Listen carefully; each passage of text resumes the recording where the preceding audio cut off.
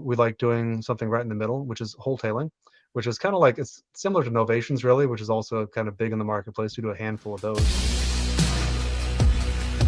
Let's keep that in mind as we dive into the first part of the conversation, which is the number one secret to the ultimate guide in real estate wholetailing. First, I want to clarify what wholetailing is, because some people might get confused with wholesaling and or I'm not sure what it is.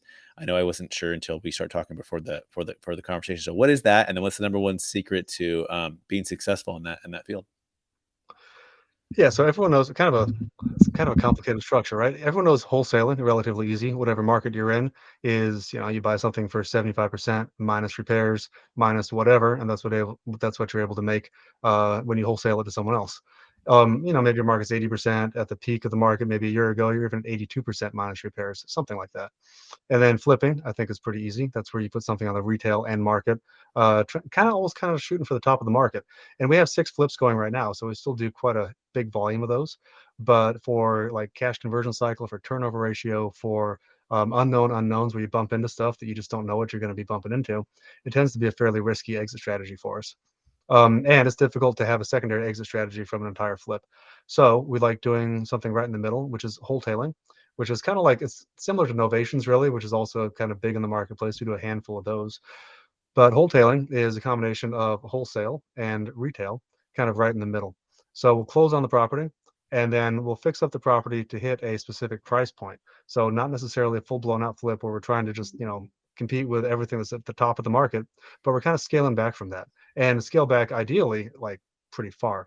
The keys to success, well, we can go into like how to make that successful, but that's like the nutshell of how you do it is close on it. So you have the transactional risk, but now you have control of the property as opposed to wholesaling. There's a lot of issues with it becomes more difficult to maximize your profit if you can't close on the deal. And then we try to decrease our actual like product based risk by not doing massive blown out renovations on the property, but really trying to identify like a price point where this property, if we do like these repairs, will hit this price point on the back end. And it's a good strategy for the right property and for the right buyer profile. Okay, so I think I'm getting it. It's basically not just putting every investment into a box, and it's looking at it.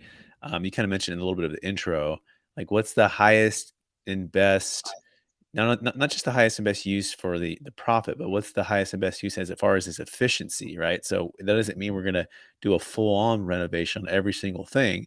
It's more like, okay, given where we're at, how quickly can we turn this property?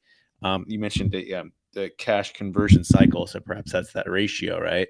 So understanding, how much to put into each deal and the time it's going to take, and maximizing the profit. Is that a fair summary, TJ?